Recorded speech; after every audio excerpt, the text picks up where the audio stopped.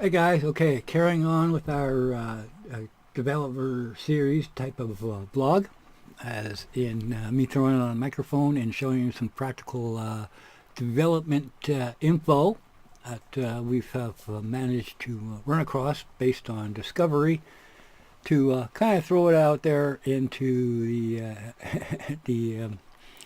the indie sphere. Inventing words here, of course.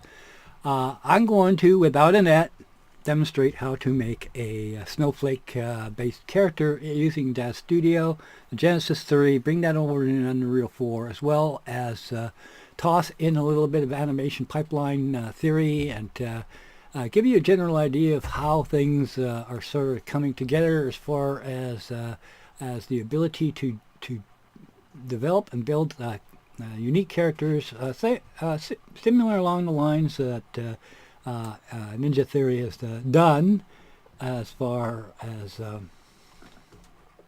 Hellblade goes. I think it's Hellblade. I keep forgetting. Hellblade, yeah, Hellblade, that's what it is.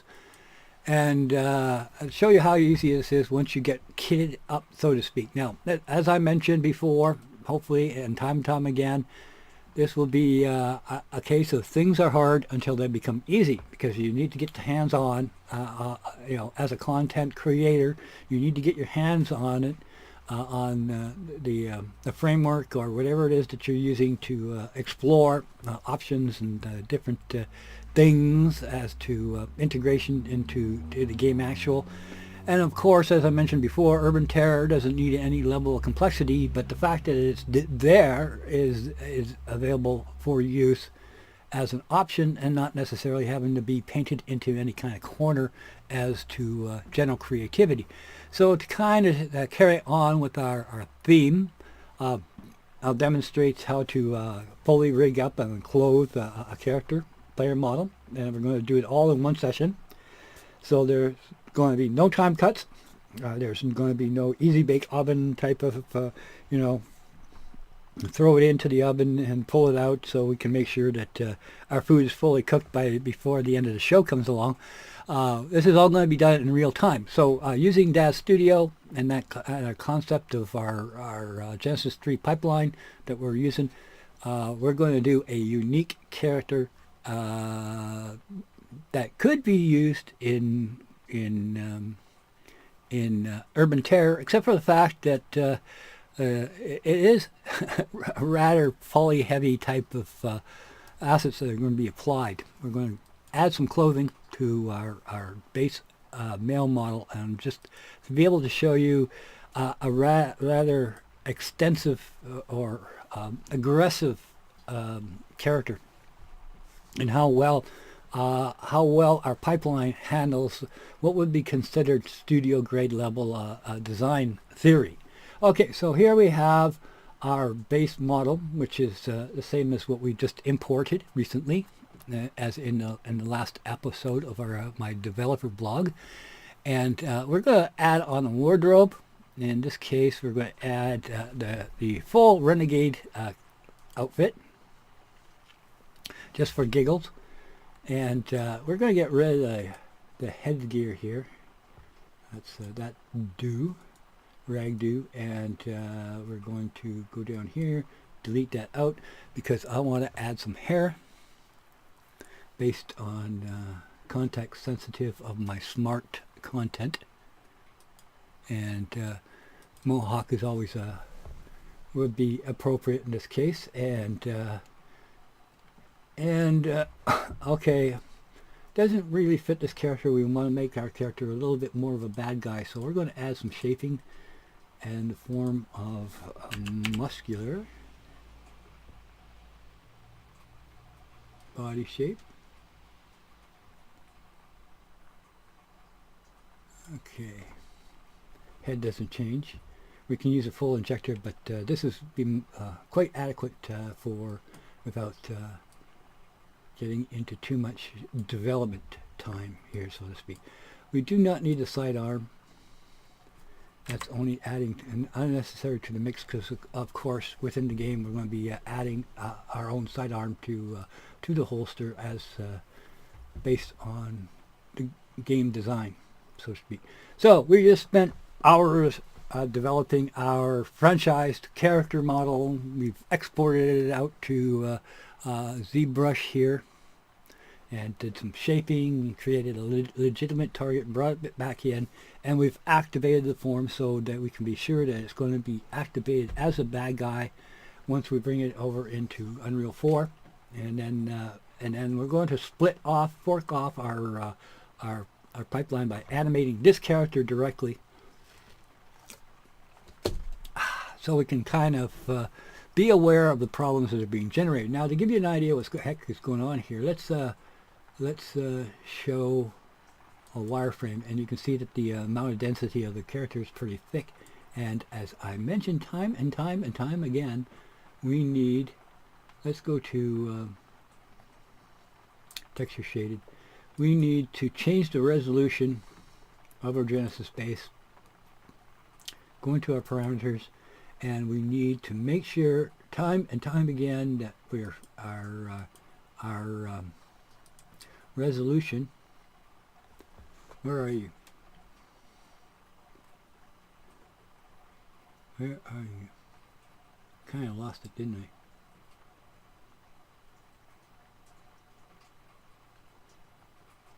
You got that selected, got all selected, got resolution level, base. It just didn't, it showed up as blank. And with a lot of blood, sweat, and tears, ta-da, our character is ready to go. Now we can do this all day, every day, and create for, if we have a need for general characters, quite quickly, the different types of shapes that we need. So we'll go to our export section here and bring up our source folder that we're going to toss this into, and we're going to call this bad guy. Okay, and send that out with our morph. We'll edit our morph rules, and that's going to give us all the targets that we exported with the original Genesis 3 framework that we're using for our base. Remember, we already done that work. It's already over in Unreal 4. Just to kind of point it out, there it is. So that would be our base rig, would be this one right here, G3, male, test, skeleton. Okay, so we want to apply our bad guy to the same framework so we can use the same animation over again, because we didn't make any grand type of modifications to the base framework. So we'll accept that. We will merge clothing into figure skeleton, and we will set that so all the stuff that comes imported into Unreal 4 will be a single this single baked in character as a unique snowflake as part of the design. Now there will obviously, if we want to start making use of some of the assets and elements that are connected to this, there are other considerations, but that would then create a much longer a blog, so to speak.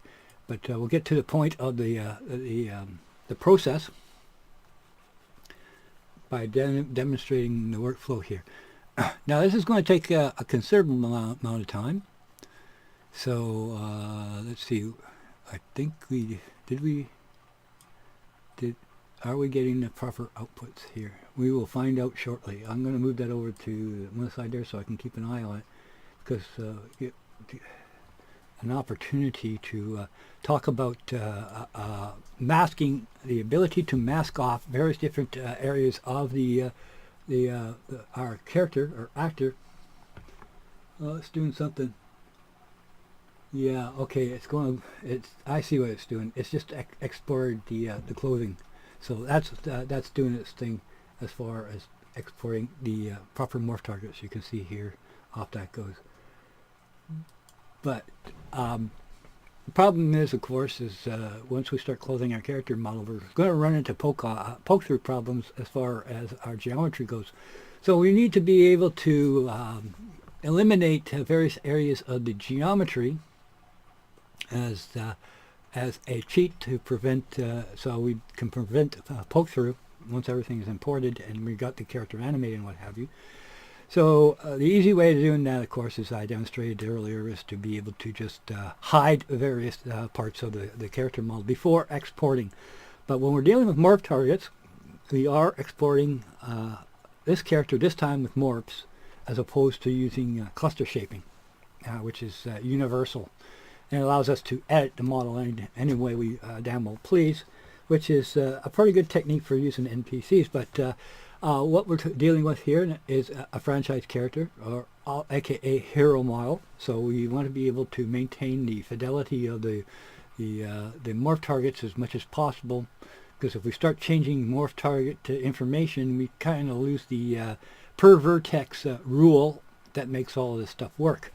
So we need to have a way to be able to exclude parts that are not made up of the character model. In this case, the legs are going to be predominantly a problem, especially with the tight pants that our bad guy has. So we need to get the legs out to begin with by masking them off. So that's actually a rather simple process of this down here. We select that.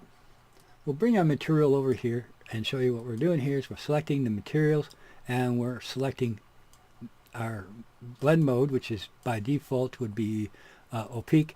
We'll set that to mask. Now, mask means yes, no. It means visible, invisible.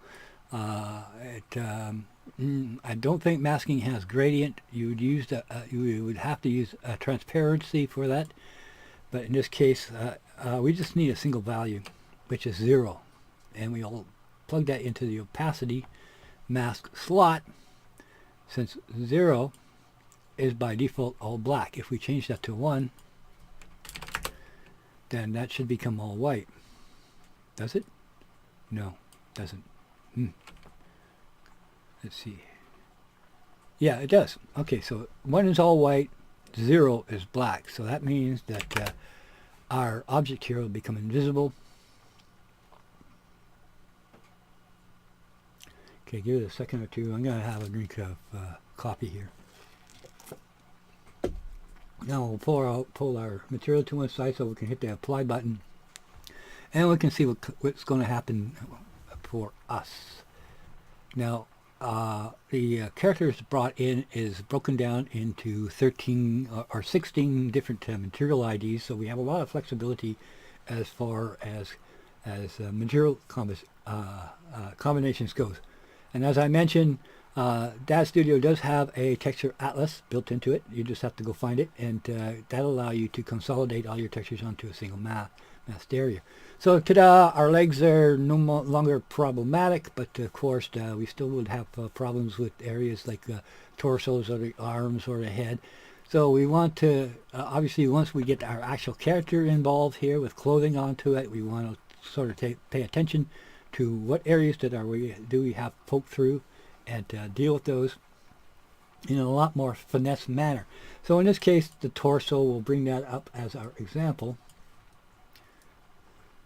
And using Photoshop, we can create a mask, which is this texture here. This is a texture as a mask that we can apply to create definable areas as to eliminate them. So if we in a more controllable manner, rather than throwing on a single value a mask to eliminate the legs, which we don't need. We got toenails, so we don't need those too as well, but you never know. At the count, remember our character here is actually less than the count of whatever. Actually, I should show you what I'm doing here.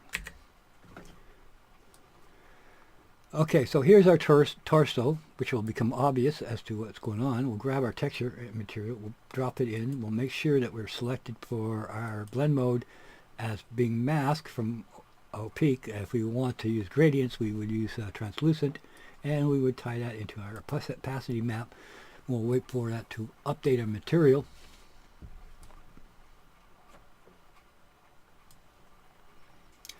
Let's see what Daz Studio is doing so far. Still exporting our bad guy model. We're getting up there. So it's exporting probably close to 200 targets. Okay, so let's go back to Unreal 4 until that is done. And we'll hit the apply button. That's all I'm doing off screen is hitting the apply button. You know, as I mentioned, we're doing all of this in real time, but we're going to do stuff that we can fill in the time so we don't have dead air. So in this case, I'm demonstrating how to mask off once we bring our hero model in and we notice, uh-oh, we got poke-through problems, and we'll make that rather apparent. So, ta-da! You can see how the applied opacity map has defined our elimination of the areas that we want to not poke through anymore. So if we're wearing some fancy body armor type of thing where it's poking through in these different areas, but we have open areas here, then this will show through, of course, to the camera. Everything's kind of hidden to the camera. Now, another option that we have available to us, you know, once we get into working on something else, is the ability to remove the eyes and still maintain the morphability without excluding vertices, kind of deal. You know, it is actually, you got to treat morph targets with kid gloves because they can be rather sensitive to any kind of bump or changes, inadvertent changes. As I'm harping on, always set your resolution to base. Otherwise, you're going to be mixing things in as far as resolution differences, and of course, you could land up breaking your morph targets in the process. Now, Daz Studio is smart enough. Let's see if we're actually getting close to being done. Yeah, we're at 92. Now, Daz Studio is smart enough that it will work in a similar way as the stack works in 3ds Max, where information is processed from the bottom up. So if we change the shape of the character, or if we modify it, or whatever, as long as we keep the proper vertice counts, then the morph targets will transfer upon export. So even though this is off a base character, it does maintain the same morph target sets that we would have to build for this character all over again at a count of 200 shapes. Now, there's two ways you can do this. If you're a poor starving indie developer, you can actually make the targets yourself, and as per the licensing agreement, that becomes your property. So you can do anything you want with the targets, as far as giving them away or selling them or what have you as a derivative of this base shape. This is what Genesis is all about, is a developer's tool to make further assets that could be sold on the Daz 3D store. Or if you go over to, say, for example, Renderosity, which is a site that offers both sellable products that, once again, work with either the Genesis figure or unique characters as to needs, and it's an asset provider. As I mentioned before, hopefully, Daz 3D would be considered a kind of a Walmart, kind of the Walmart of digital assets. So if you have some funds, you can actually buy all the targets in the world that you would ever need. You know, as I demonstrated in the morph target rules, I purchased a fair amount of targets as it is, based on the fact that it's just something that I've collected over the years. You know, I just didn't all of a sudden, hey, I want all of this stuff, and went out and bought it, and I was kitted up. In hindsight, I probably would have, but over time, I purchased them. Significant discount with my platinum membership, which only costs you $70. You don't have to. You don't have to become a member of the Brotherhood, so to speak. You just pay them $70 and you get significant discounts. And I think I've actually demonstrated that in the last video, showing that you can buy different forms and shapes, and without having to build them yourself. Now, that's not to say I'm not a big fan of creating from scratch, but on the other hand, I'm a big believer in working smart. So if I know that, hey, I could make this manually, but I would have to spend a week doing it versus, hey, this is something I could do in a day, then then it's a no-brainer. You're substituting thousands of dollars worth of sweat equity versus buying a $15 morph package, and that's about the average, I think, price, especially with the discount. It's sometimes it's significant, and sometimes it's not. Also, considering that we jumped on the bandwagon early enough to purchase the Daz Original license off of their site through a vending machine licensing, that was a bonus for us, as everything that we purchased through the Daz store as to Daz Originals is automatically licensed as far as the interactive licensing goes.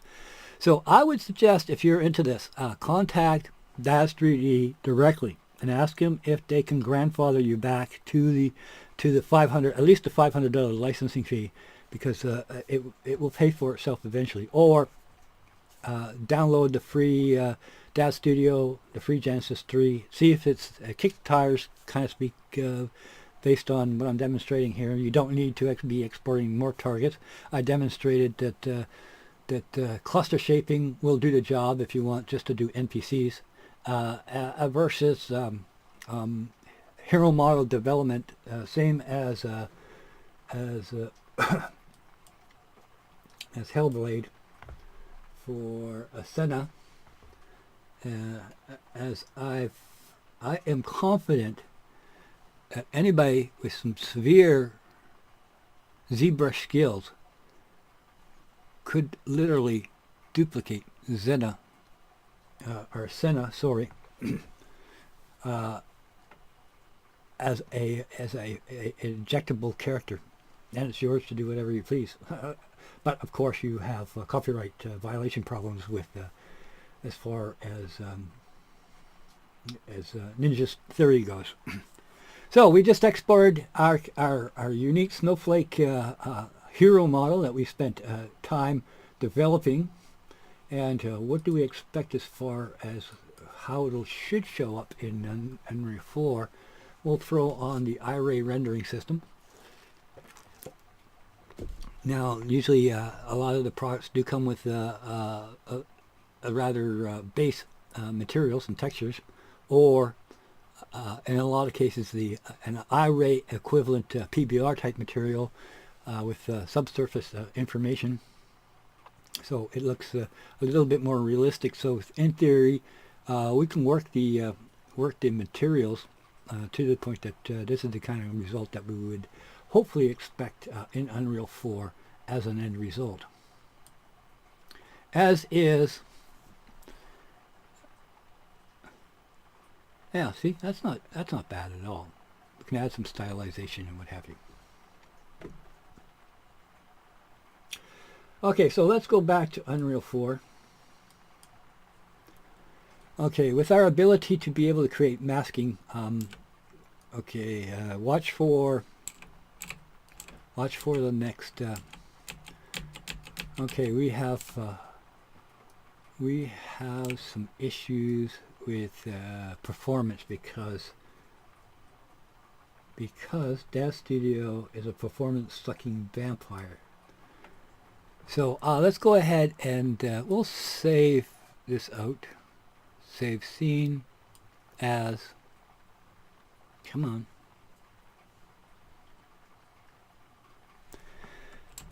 bad guy. So we can get back to it in case we have to get back to it. Now let me think about this for a second. I think we got out of this what we wanted to get out of it, based on a nice selection of morph targets, everything and anything we need to make this character talk, and we could add more and more and more to this as part of the export rules, up to every morph target that I have as part of the set, which is probably well over 1,000 by now, but what we have now will do the job. Okay, so I'm going to close this off because it is just sucking performance out of Unreal 4.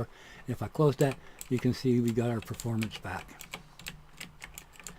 And of course, let's go over here and select our torso. Let's turn off the visibility. We showed demonstrated here how you can use images to mask off the areas of our character and not have to worry about poke through. And we'll do a little bit more playing around once we've imported our Uber bad guy here.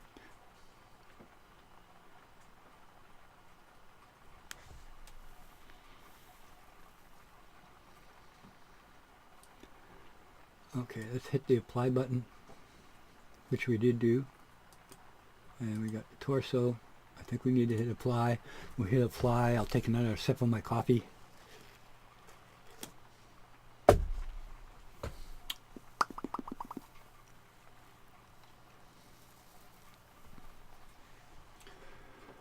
Okay, let's bring up my source folder.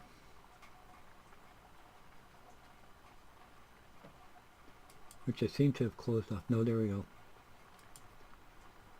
Okay. There's our bad guy. Now we're going to bring the full kit and caboodle in, including the morph targets. Now, there's discussion here. The bad guy is a unique character, so we need to add, with the information baked in, which means that the best practice would be to make animations unique to this character as a hero model, or see, that's where we're getting confusing. It's a bad guy hero model, but to kind of keep our sanity, it's okay.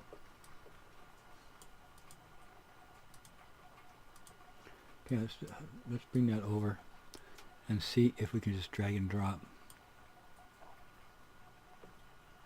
It's just an NPC character that will be in the background, although it's rather aggressive. Now, yes, you are going to see a severe abuse of Unreal 4 as far as geometry goes, but I think it will prove a point in the end that you really can jump up and down with some severe loads onto the Unreal 4 engine, and it'll be happy to be able to accept it. Now, in any other game, selecting this character, bad guy, and bringing it in, it won't go.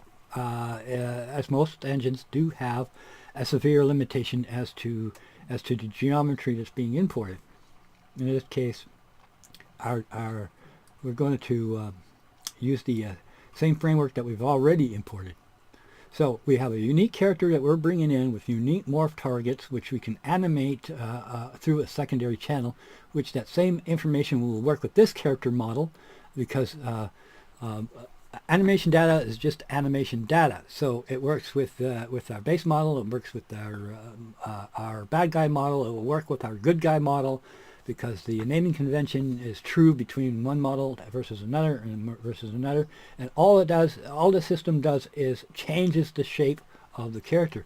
So since that's the case, we're going to paste our bad guy onto our Genesis 3 male test skeleton as our main framework, and we're going to set import, make sure our import morph targets is set. Keep overlapping vertices, normal, okay, generate blah blah blah physics asset. We'll need that too as well. Let's double check and make sure that we do have import materials and import textures. Normally we may or may not need this depending on the complexity of the model, because it's Unreal 4 is smart enough to know that the materials are already available as part of the G3 system here. So if it just has to match up the materials, but in this case, we're going to generate an entire new material set because of masking issues that we have to deal with later on down the road. So we'll go ahead and, another thing we need to look for and make sure is that we have this set to consolidate the model. as a single unified character. Now, okay, Epic has a tendency to move things around. So what we need to do is import this as a single character model. So import custom attributes, frame, import mesh, blah blah blah.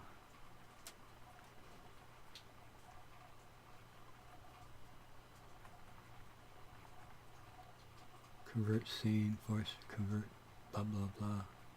Material information.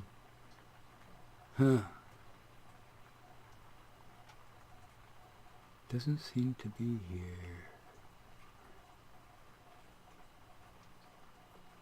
Okay, we won't spend too much time. We can deal with that as a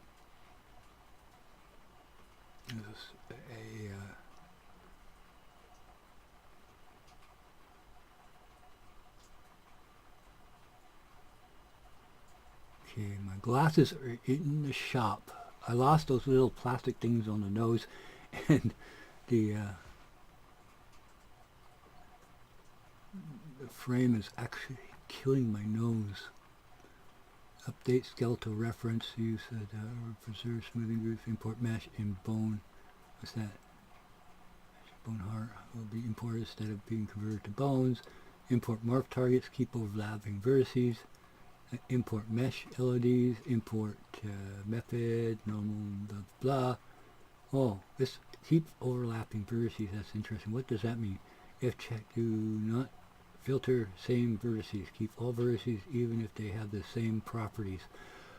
Okay, that might solve some other problems I'm having down with importing for clusters.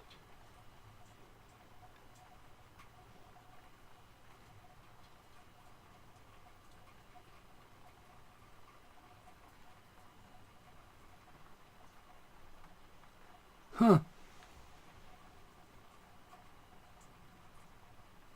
Well, okay.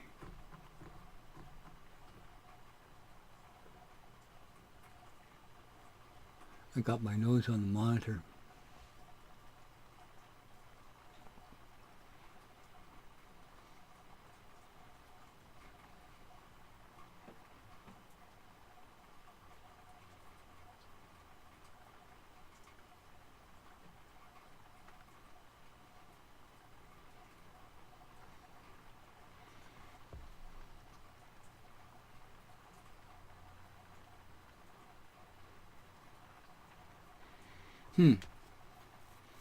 Probably because I exported the model as a unified player model. Remember, I said embed clothing.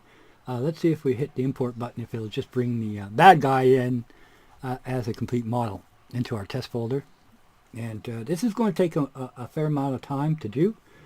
So what we're going to do is we're going to head over to Motion Builder and do some animation stuff. We're going to select our source folder and we're going to select our bad guy. I'll go ahead and double click on that, and by default, ta-da, brings up Motion Builder. And we're going to bring that character, and we should see how it's going to look like once it's fully imported into Unreal 4, what it should look like as far as structure goes. Motion Builder definitely does have issues as far as maintaining fidelity of materials, but who cares? We're just using it as an animation platform. Now, normally I would be very careful about importing our character model here as to geometry and mesh and what have you. But we're going to play it dangerously. In other words, as you saw in our display, let's see, how do I do that? Our display is X-ray model. Okay, I'm not going to show it. Oh, I can show it by selecting. You can see that the mesh geometry density is heavy. Obviously that's the base. Hair, lots of hair. This is the fidelity of this model is, needless to say, high. I'm not going to bother doing any counting or what have you. But needless to say, we are going to be abusing the limits and limitations of the Unreal 4 engine. Now, with the character brought in, you can see that we have all our cluster shapes and our base rigging. It has shader issues as far as opacity and what have you. But like I say, I don't care because there are tricks that I can use to, like for example, I need to be able to see the eyes to figure out where they're pointing, but I have tricks to be able to get around that. But we're going to get on to the process of animating this character that we sweated over for a whopping, what, 10 minutes at the most. Okay, so being one that wants things to be set up as far as everything working on a single pipeline, I've already have a template for this character model called the Genesis 3 framework. That's what I'm referring to it as. And I can go to my motion builder character animations, and here's the Genesis 3 framework. I have the mannequin framework and TU framework, which is a BVH animation rigged up character, blah blah blah. So it's this one is actually specific to another project that I was working on. So anyways, Genesis 3 template is was originated on the female. So we have some modifications that need to be done, and as you can see, we have some reposing to do to make this fit the Genesis 3 framework. So we'll just go ahead and drag our template in, do a merge with no animations, and if we look down here, our base characterization framework shows up onto our G3 character, which is within our navigator. If we select it, this brings up our character definition panel as well as our character setting. This here allows us to set up constraints and floor constraints and offsets and rolls and pitches and what have you. So that's all built into the rigging system. So we don't have to bring it into Maya and create elaborate configured rigs. We just toss on a characterization rig. We do whatever animation we want, and once we're done, we can actually toss it away because the characterization rig is plotted down to the base rig, so we no longer need that as a construction. So rigging-wise, in Motion Builder, the rig would be considered non-destructive. So we add whatever we need for control, and then once we're finished, we can throw it away or make a template. So in this case, we have a template set up that we can go to our schematic view. We'll just select everything so we make sure that we get everything. These are all the facial clusters that are attached to this character. If we wanted to, we can bring this over into 3ds Max and reweight everything to the head bone and eliminate all these because they are just basically children of the base. So if we don't want to use cluster shaping at all and we just want to use morph targets, we can get rid of a fair amount of bones that would no longer be required for that purpose. So we would create a modified version, of course, of the base rig. Now, we originally went with our, as you can see here, we stuck with the root name Genesis 3 female because it was the first form that was out. They always come out with the female before they come out with the male. The female usually comes out midsummer, and then the male comes out in October during the Oktoberfest sales events. But if we select all of these, we can still go over here and drag and drop it to our customized template that's been set up, which no longer uses the naming convention of the Motion Builder rig, but the naming convention of the Genesis 3. And then I save that as a template, and then I just drag and drop, and it just says, oh, okay, here's hips, here's legs, here's this, that, and the other thing, and it will automatically load it for me, except for our reference node. So we do need a reference node, otherwise once we try to import it back into Unreal 4, it won't recognize what character model it actually needs to be applied to, and it'll generate all sorts of errors about wanting to rebuild a total new character reforce.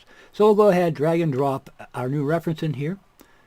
We'll hit the characterization and biped. Oh, we got a problem here because you can see yellow, yellow, yellow. So we need to hit the cancel button and deal with that as an issue, because it has to be in the facing forward position, and any errors into translating the motion capture data can be off. There we go. So we want to make sure, move that until our bone becomes goes from yellow to green. Same thing with this. Find the butter zone. There you go. And everything becomes green along the way. But we probably want to correct the hands a bit, as long as it stays green, to match it up with the motion builder requirements. Okay. Yeah, you see the alignment's still kind of off a bit.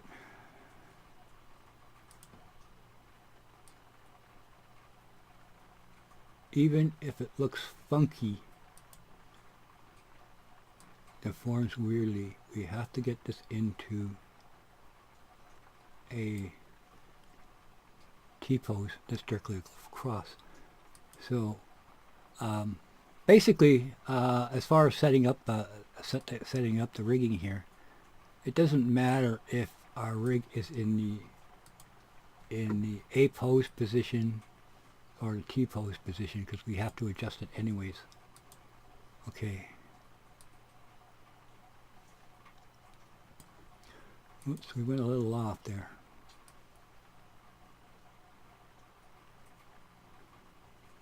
I kind of find it. Where are you? Where are you? Okay, what about the front view?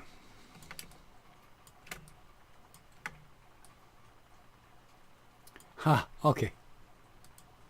We're a little off in that direction. Okay, that'll be good enough. In theory, what we want to do is have our T-pose where the bones will line up across as a single type of deformity. Okay, we need to rotate that down a bit. You know what I mean? In other words, literally in the T-pose position. Z facing forward. So once we got that,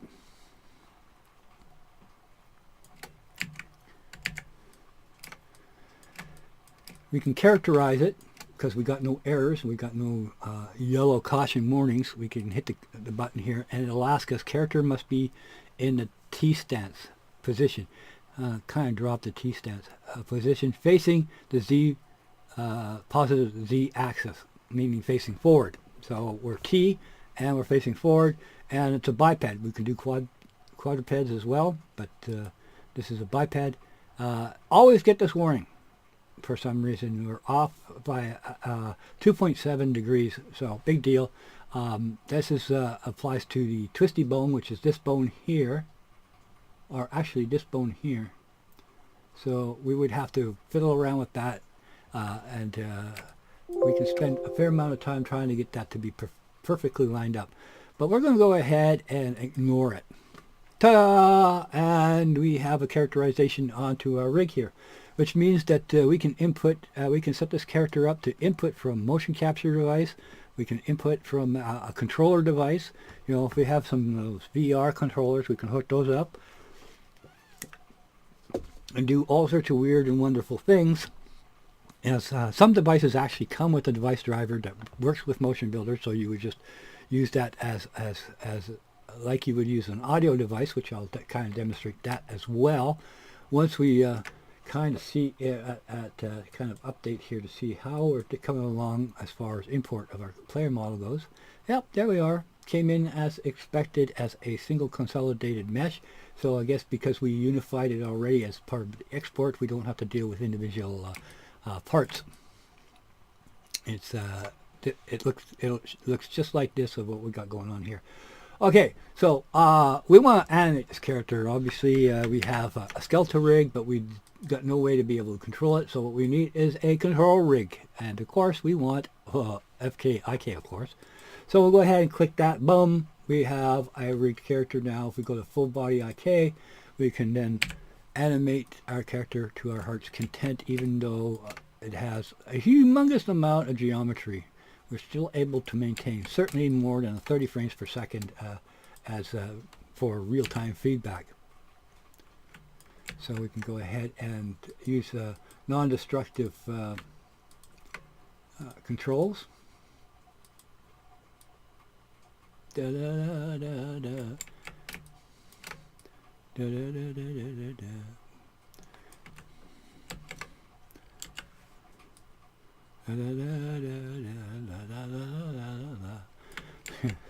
Yeah, we're getting silly. Okay, so let's unlock everything. Probably want to change the IK input to the hands, etc., etc., blah, blah, blah. No, I don't think we need it for the hands. And then at this point, we can then start animating like crazy. Using, of course, a lot of the tools that are available. So, for example, we want to, because all my animation sets complies with the control rig, they're actually targeted onto the control rig, not the actual character. It means that it doesn't matter what character I bring in or where it came from. You know, I have every time Epic comes out with a new character model, a demonstration set or whatever, I pull it in over into Motion Builder, so I have a copy of it, so I have that to be able to animate it to my heart's content. I did mention that I was an animator at heart, that animation is my thing, so anytime I can get my hands on a half decent looking character model, of course I'm going to grab it and add it to my collection.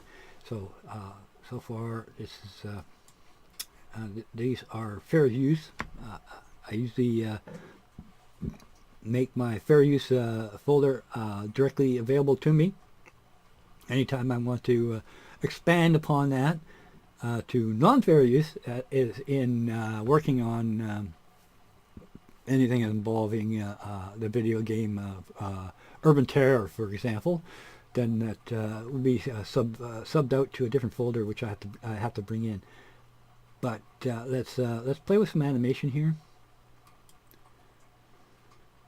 Gotta dance. Okay, so we're gonna look for hip hop, and we're going to throw something in here because animators like to make characters dance.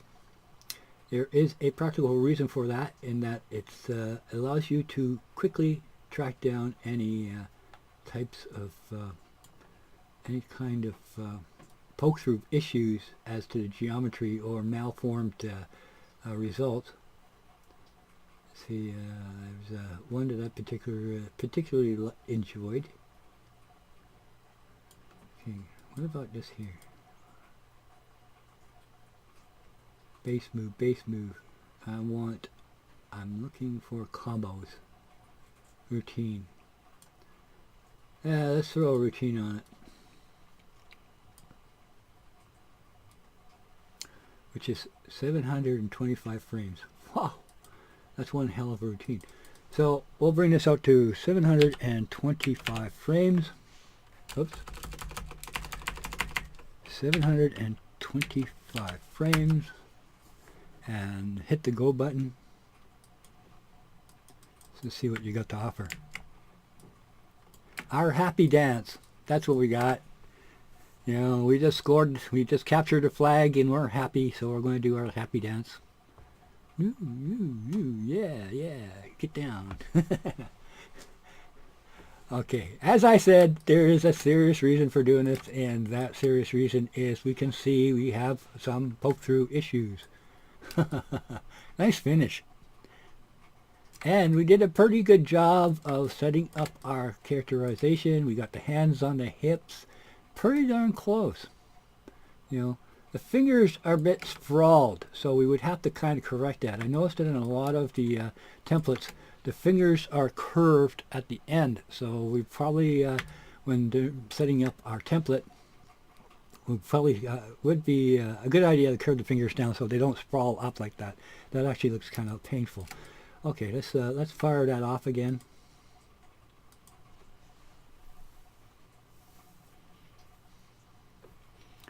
And of course, we did all that work. We want to name that. We're going to do our takes, and we're going to name that A-Y-D-A-N-C-E. Okay, now this could be our take list here. Each of these is an individual animation branch, meaning that we can have happy dance on one track, and we could have sad dance on another, or we can have idle on another. We could have firing. We can have reloading, and we can have everything and anything to do with 8-way movement, all done in one file. We have left, right, forward, backwards, 45, left, right, backwards, forwards, etc. Could be contained all within the same file. But let's say we've done all our animations that we need to do, and we want to bring our animations over into Unreal 4. Let's see what we got here. Now that we've imported our character, pretty darn good result. Now in a follow-up episode later on down the line here, I'm going to take the idea of masking and what have you and expand upon it. Probably use this, save this, our renegade character here, our bad guy, as our test template to bring in the photorealistic template from the Epic Marketplace, and we're going to replace some eyeballs with a really nice sexy set of eyeballs. Maybe play around with a little bit of subsurface scattering materials.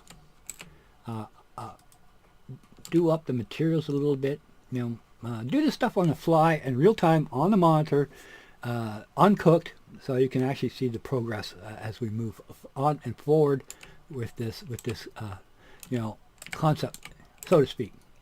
Once again, to iterate, we're using the idea of Ninja Theory's process for making an awesome character, awesome actress, and a delightful game to play. As I mentioned, hopefully mentioned, I'm into those kind of storyline type of games, seeing that I am an artist at large, not necessarily a games developer. So, okay, so is there anything else that I need to kind of mention this? So in the next episode, we'll be covering individual clothing, how to build a character based on clothing the character, not necessarily building the entire character within Daz Studio as being a unique snowflake, but building on the theory that this framework here can accept morph targets. It can for different head shapes, as well as customized clothing, and then using the masking technique even further to kind of improve upon the overall theory. But as you can see, we have bad case of zombie eyes again. So as I mentioned, showed, it's a real simple fix. Look at all the materials that we have now, because we have all that clothing that's been attached. We have the wrappings as individuals and the shirts. So we can apply class shaders. The eyes, as I mentioned, we can work that a little bit more. Maybe what I'll do is I'll bring in a material that will produce a really nice result, just based on maintaining this type of character here. So we're going to do a lot of development theory, not ninja theory, FrankieV theory. Okay, so we're going to fix the cornea here because we do not like zombie eyes. And as demonstrated, it is a really simple fix that we just take this up here. We will plug that. We will turn this on as not the surface, the blend mode to mask. We will take this and we'll gun that off because we just don't need anything that complicated. and we'll take the opacity map and plug that in, and because it's set to 0, it automatically becomes an opacity map as to exclude the surface area. So we'll let that sort of cook off a bit, which gives me an excuse to have a coffee. And we'll go ahead and hit apply. And we should have our eyes back.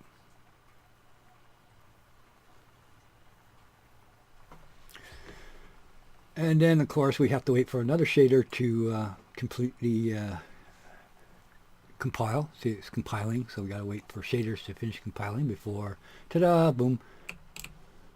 The eyes are not bad at all as imported directly from Daz Studio. Our bad guy is not bad as imported from Daz Studio. We'll do some material work and fix this up and do some, maybe add on some tattoos and stuff like that. Really mean this guy up.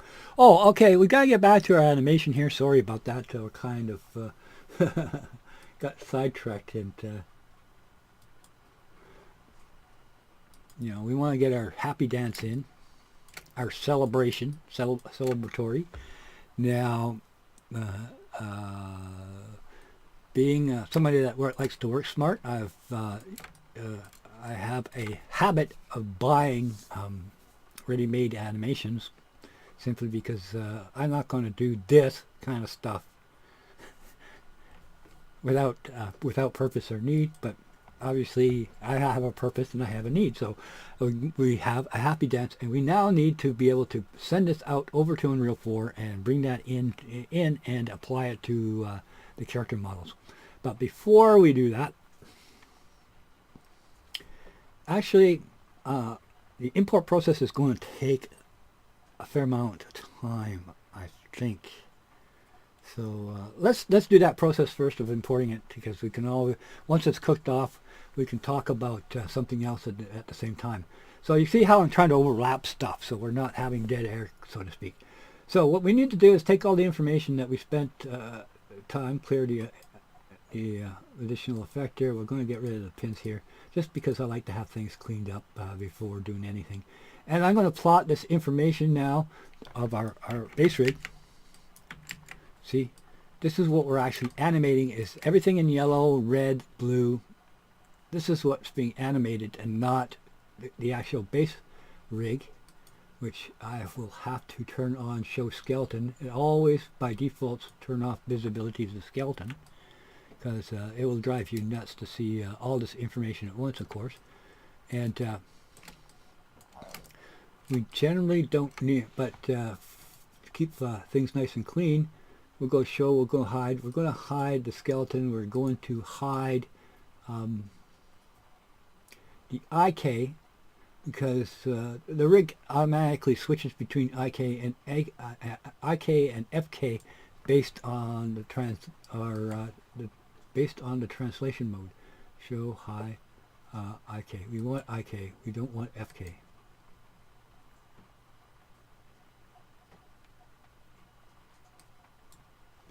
There we go. So anything in red and blue is part of the FK. So, but we have translation based on still, or excuse me, everything in red and blue is IK, meaning that if we use it, oh come on, we want full body. Why are you not going into full body?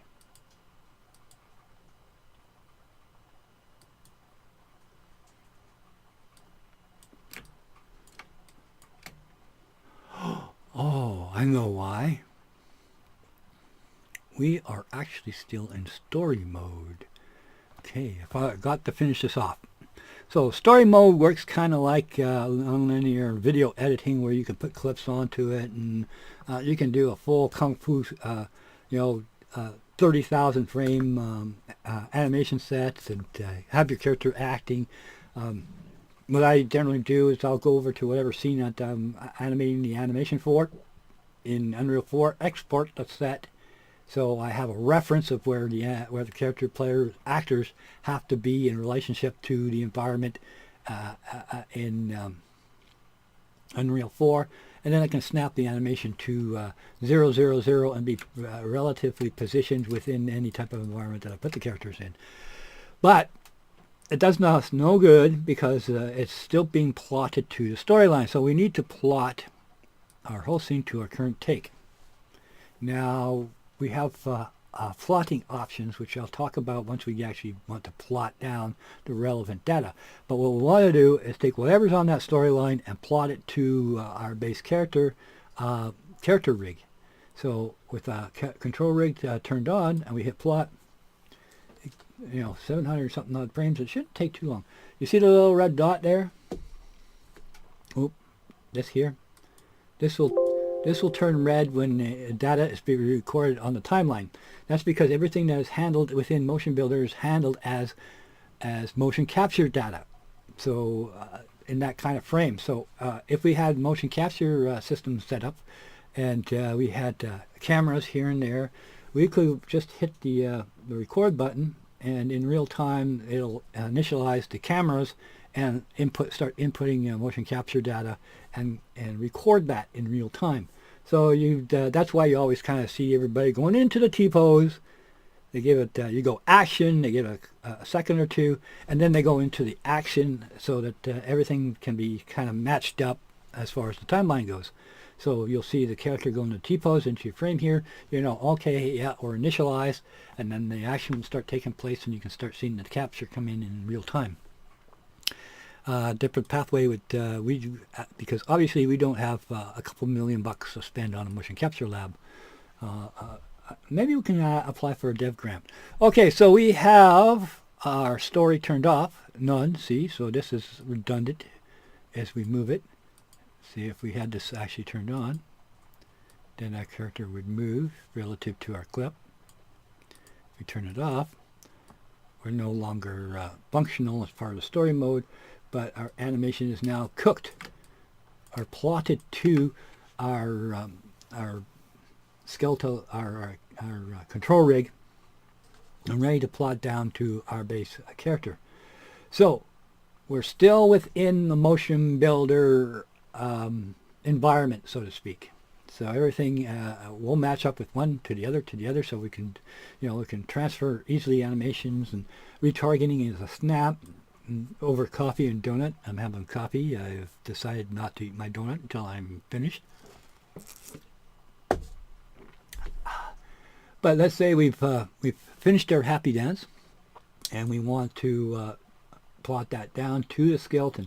Now we have this box here. It gives us some options. So we have plot on frames and plot all takes. Now the beauty that is Motion Builder, you hear animators talk a lot about takes. So when you hear somebody say, yeah, I imported a take into my animation graph and wired it up, and of course the player then started doing weird things and what have you. That's a motion builder terminology, and you can go, hey bro, you use motion builder, don't you? Because it's a tool that's predominantly used in this particular application, but it's also sort of moving into the world of animation in general, as referring to animation clip as a take. So we have an option of plotting all takes, so we can have like 100, 200, 300 takes all built into the same file, each unique from one to the other. So that's a pretty cool feature. But what we want to do is we want to plot on frames, because that makes the animation output as to fidelity as an absolute. So moving from one application to the other, they don't necessarily follow the same mathematical equation as to animation curves. Motion Builder, when you for example, you characterize it, the keyframing down here, you can set to auto. So when we keyframe something, it will be based on the character actually being a biped character, so it biases all its curves as to what is it called? Object awareness. It's aware that it's a biped character, so it will plot out its data based on curves that are much more natural to a biped character. In other words, last time I used the curve editor was a long time ago, but that's not to say that if we did it per frame or per pose, like for example keyframe, we did a keyframe at 1 and then we did another keyframe at 10. That's not to say that Unreal would actually honor those keyframing and apply its own curve. Or if we bring it into 3ds Max will apply its own curve. So we kind of would lose fidelity of the asset of exactly how we animated it across different platforms. So if we plot on frame, the animation becomes absolute relative to roll space rather than local space, and we don't have to worry about things like gimbal lock and what have you, and your characters aren't kind of doing a flippy kind of thing. So if we go ahead and plot, and we plotted everything down to the skeleton. Now if we hit play, we just retargeted all our animation down to our Genesis 3 framework, and this could be like 200 odd frames. So if we buy an animation package off the Epic Marketplace, we can bring that in. I can throw the Epic template onto it, send it over to Motion Builder rig, and then use that on any kind of character that I wish. Particularly if it involves Unreal 4, of course. So we have our happy dance. Now we need to send it out. So that's simple. We're just going to go save character animation. Now we've got to be kind of careful how we import, because we're exporting this as a complete player model package. So if we import it into Unreal 4 without paying attention to what we're actually importing, it's going to take a really long time because we have morph targets applied to this. So we're going to set this up and we're going to throw our animations into our source folder. We're going to embed media. Actually, do we need that? No, we do not need to use embed media. Okay, so that would be the animation clips. I think I'm going to leave that on. I haven't tested it out whether or not it would actually prevent the animation from being exported. But what we want is save one take per file, and we want to use the take name as the exported file. So we just go blah blah blah blah, hit the save button, and that brings up our animation export dialog box. So we do not need the save control rig or save character extension. Now, character extension would be a rather important feature if we were saving this out as FBX motion builder data. In other words, as I showed how we use storyline here, that the animation has been plotted to the character rig, we would want to save the character rig with the animation data so we can use that information on any rig that we wish as part of our collection down here. We do not need take 001, but we could export it if we want, or the other 200 odd takes if that's what was included in this file. But we want our happy dance, so we'll go ahead, hit the save button, and let it do its thing. It'll take a bit of time because we have 725 frames to deal with. I've literally exported 10 minutes. I just started throwing clips onto the timeline, and it landed up to being about 10 minutes worth of data, and it took a considerable amount of time. So that wasn't too bad. Now hopefully this will work. Now, just as a word of caution, if things blow up, I'm not going back and doing this over again. I'll just cook it and then demonstrate it in the next episode when we're dealing with clothing and importing and character construction, etc., etc. I'll have also bring in some of the assets from the realistic character, so we can glue some eyeballs and play around with some materials and some hair shaders and what have you, and see how we can start to improve on this little character here. Okay, so let's kind of get ahead of the beast, just in case things explode. As far as we now want to be able to finish things off, so to speak. So in this case, we want to be able to animate this character's face as far as its acting ability. So we need to go to Asset Browser, and once again, throw on a template, that will give us access to our morphing targets.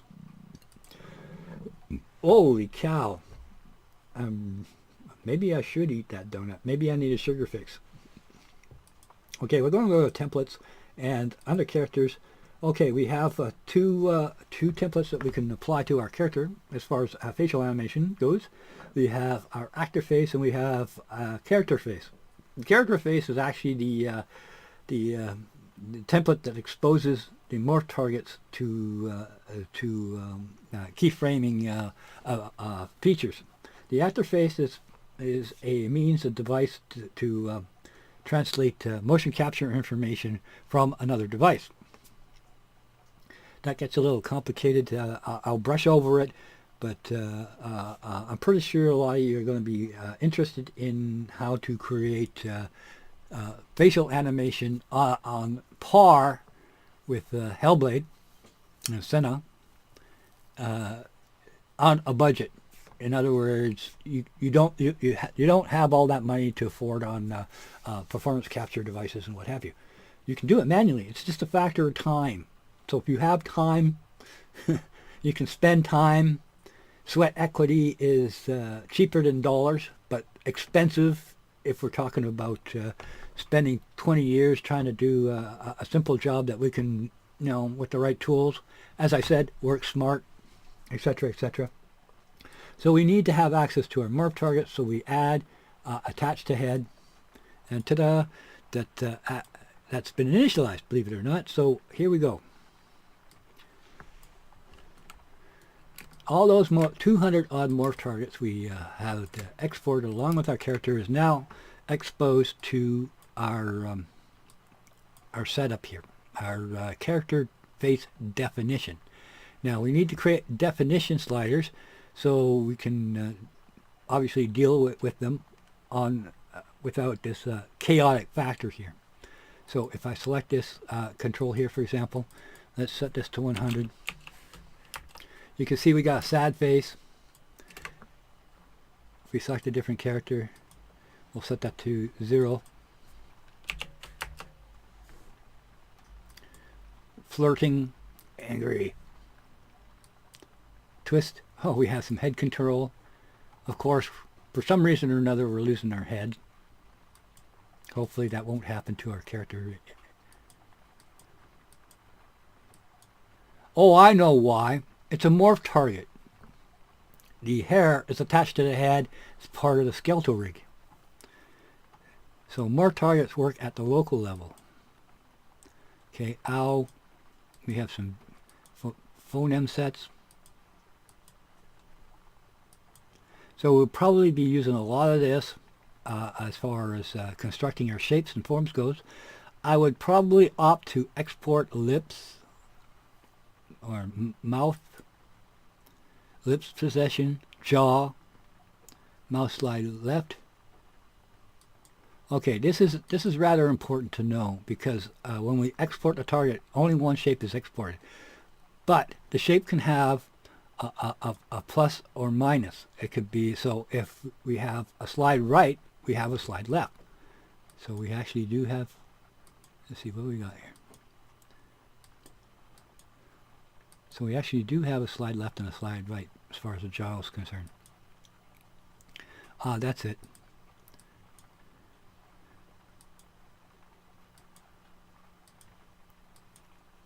Yeah, that's a duplicate. Let's see if we can find one that. Actually, we'll just jump the fence here and go directly down to the expression set because they're the most fun to play with. Fierce, happy. We need happy because we got a happy dance. So we're going to add that. We're going to add that. We're going to add that to get ahead of the curve a bit. Oops. Wouldn't you know it? That's the one annoyance that doesn't lock in. So we need to find our happy.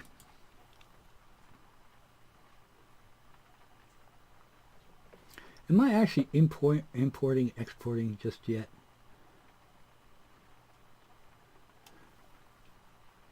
No, I didn't do that because I wanted to chat about this a little bit. So now if it explodes from this point, oh boy. we'll be waiting forever for that information to be imported. So we'll go ahead and start that process. Keep our fingers crossed. As I mentioned, if it explodes, I'll leave that the finalization of that part out. But as you can see, there's our happy dance, and we want to bring that in so it will work on this base frame. As in how we brought this character in, everything now is pointing to one rig setup as far as channeling animation data. So we'll drag and drop that in here. Okay, that's going to take a while to initialize, probably.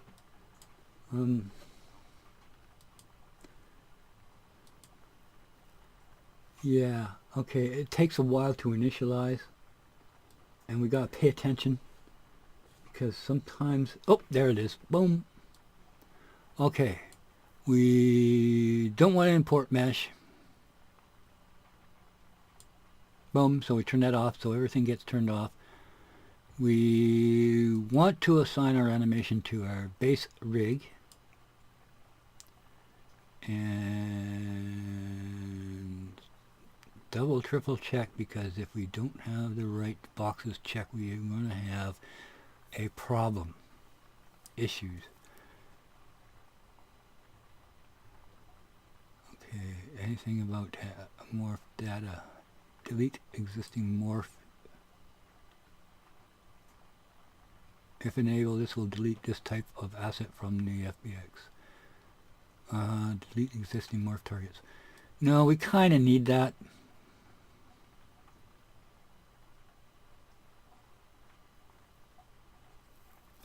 $700 something odd frames. So it's going to be a fairly long import. Import mesh in bones.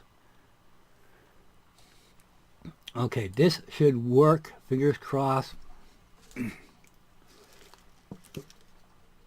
We will know if it fails if we see a whole bunch of assets, a duplication of this character that we have on our test folder. Oh boy, fingers crossed.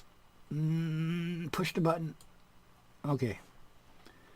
Now, if we want to sit here and watch it, eventually we'll start seeing it importing the animation per frame, per frame and per joint. And it does, once it gets going, does come in pretty quickly. But we're going to go back over to play around with Motion Builder as the building expression sets. Okay, so we kind of played with this idea already. Glare, happy. We want happy over here. So we can rename that HAPPY. And we can set our value for this expression to 100. Okay, we want another expression. We want something a little bit more exaggerated. Fear. Fierce. Clear, happy, ignore. Credulous. Pain. Okay, let's do pain. This is come in handy because if our character is shot, we can show pain as well. So we'll put down expression 1.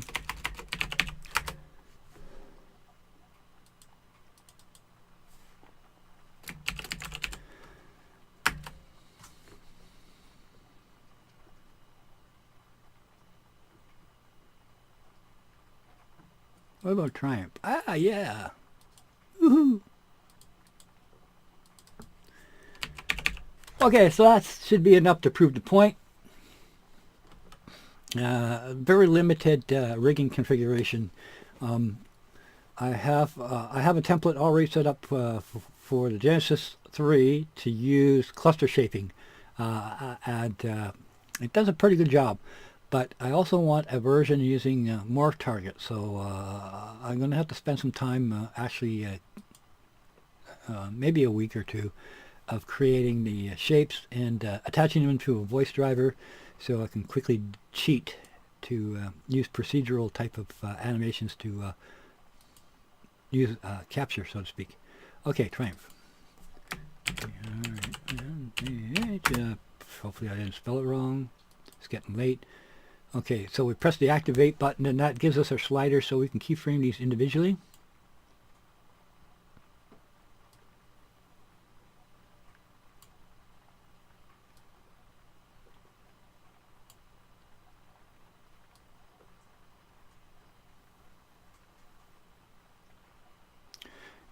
Now you can actually see it involves the eyebrows too as well.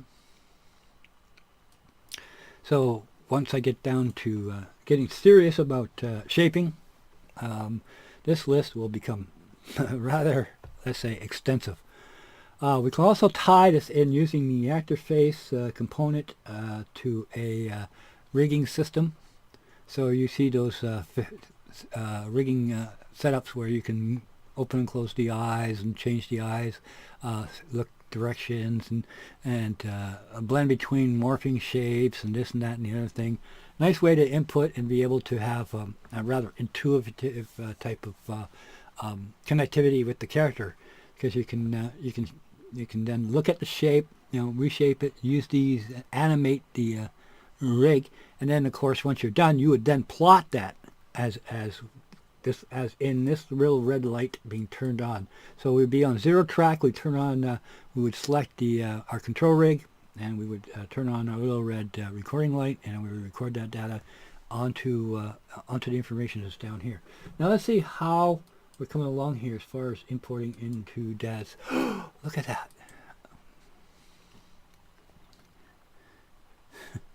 There's our happy dance. Okay. Let's kind of finish this off so we don't leave it hanging. Actually, I would consider this done because this is going to be a little bit more in depth. I'll do that as somewhere else down the road when we get a little bit more foundation build about how things are constructed here. Might give you some homework to kind of lead you into the right direction, but everything is going to be animation wise, it's going to be channeled through Motion Builder because, well, that's my weapon of choice. We can more or less eliminate as many a lot of animators. We can also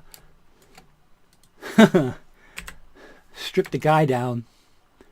And I would use the Genesis 3 base to do the animation because it's still a fair amount of geometry. Even though this is real-time feedback. Let's put it this way. If you were to bring this character fully feathered out like this over to Maya would, or Max, or even Blender, it would absolutely choke on this amount of density. Yeah, bust a move, Johnny. You show him.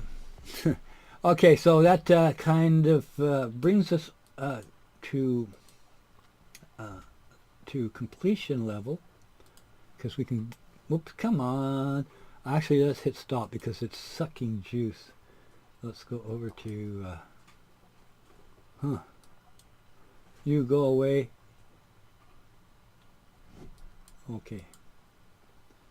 Oh, I know why. I dragged it off to the side of the screen here. Dummy me. Okay, here's our bad guy.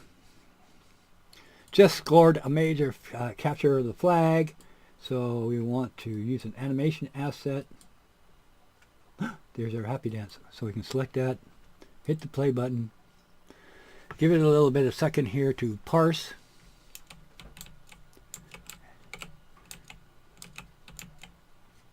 Da da da. Go go Johnny, go go. And as I mentioned, the reason you make a character dance is you can scoot around and see, oh yeah, we have a poke through problem. We have an issue with that. So let's fix that as far as the legs go. Do a quickie fixie as to go into the test and go to legs. I'll bring that up. Okay, we're going to rechannel a 0. Oops, we want 1 as a 0 value. Come on, I had this. No, I didn't set this up as a mask. Mask, very important. Mask. Mask has a very low, much lower resource hit than transparency. Okay, so we'll plug that in, and we'll hit apply. A little bit of coffee. Do do do.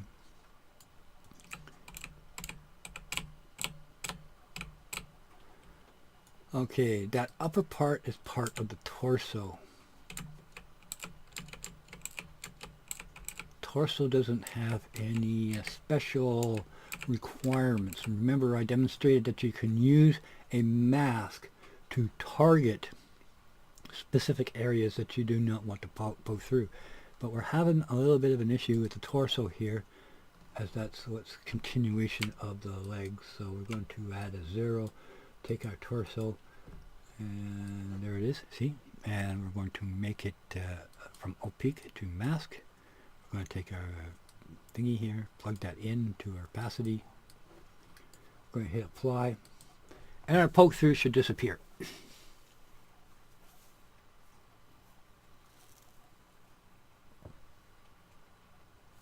To kind of sell the idea, because of course the legs are always noticeable. Now we have some limited poke through issues out here, I guess, right there for the thumb at the joint. So, oh come on, I gotta clean my mouse, I guess. We got a little bit of a touch of poke through. We could probably eliminate that by getting rid of the sprawl of the fingers. What about the shirt? Oh boy, yeah, okay, we just lost most of the top end of our torso there, so we do need we'll need a mask that's limited to the bottom part of our object. Can we quickly, yeah, you know, I'm not going to mess around too much with that. Okay, to fix that bottom part, we probably would have to create a gradient where the top of the part of the gradient would be all white and the bottom part would be all black. And I don't want to extend further than what is necessary.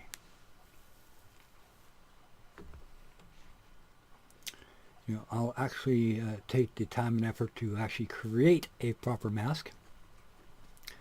One of these guys here, where did I put it? Oh, one of these guys here will cut this in half. Boy, I didn't realize it cut the torso up that high. That is a problem. So, anyways, kind of sets us up for the next episode, because I rather use a texture mask to kind of isolate that out. But you see, we have no poke through the bottom. Let's take another look at that. Boom. Do do do do do do do do do do do. Hey, this guy's happy too. He's a teammate. So let's go to animation. See, all in the same framework. Both of them are doing a happy dance. And of course, if we have morph targets, both of them are sharing the same morph target sets, although they're not the same morph targets. So if we animate the facial expressions, and then we just use, we export the animation as data, and we can target that using per bone, so that the morphing information is only applied to facial expressions. Actually, that may or may not be true. It's been a while since I've tested that, and I'm pretty sure it did work, because I did notice at that time that there was GPU problems with using morphing targets, which has now been corrected. But hey, you know, check it out. It's not bad, you know, for real-time work. I could have probably done this in probably 20 minutes, rather than what are we on to, about 2 hours now, something like that. So I don't think I have anything else I want to fill. We do know that each of the characters, as tested, do contain morphing targets. So here we go, which we have access to. We do have a different character, fully dressed, with all the morph target errors that we would have to correct as far as the material goes. Hopefully I did explain that as part of the construct. if not, if I pick it up, basically this needs a setting in, just in case, needs a setting in the materials that this material has been applied to a character that has morph data applied to it. So in this case, we need to select our materials and set our target here to use with morphs. Actually, I should probably show you where that is rather than using a direct link cheat. Used with morph targets, as well as the used with other things are involved in here. Used with skeletal mesh. Used with. So if we add something to the rig as being a procedurally driven type of thing, or using morph targets or what have you, you know, you have to kind of check this, otherwise you'll generate error messages. So I guess that's enough for this episode. I'll drag in some of the assets from the marketplace, particularly the realistic character data, and we'll continue on with developing our character pipeline with the target goal that we're going to send out to Shame. We'll maybe involve let's say a fully rigged up character, rigged female.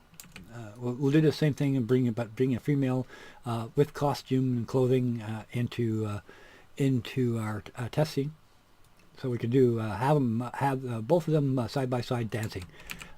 We'll do some A/B stuff too. A/B sync, that would be cool. You know, I have some A/B dancing stuff. Sorry guys, but that's the nature of animation.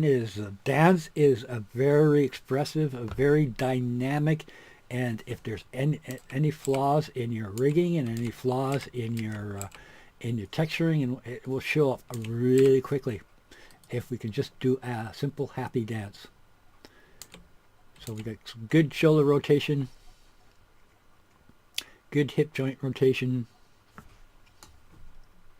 We got some poke through problems that we have to resolve.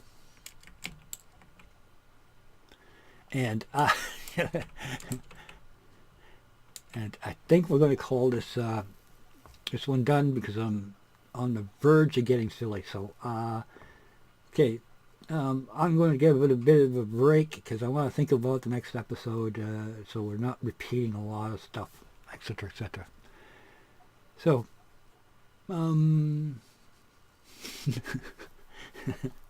I'm sorry, but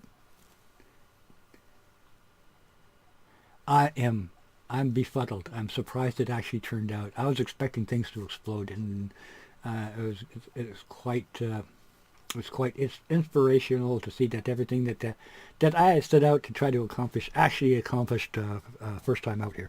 Okay, enough is enough. See you guys later.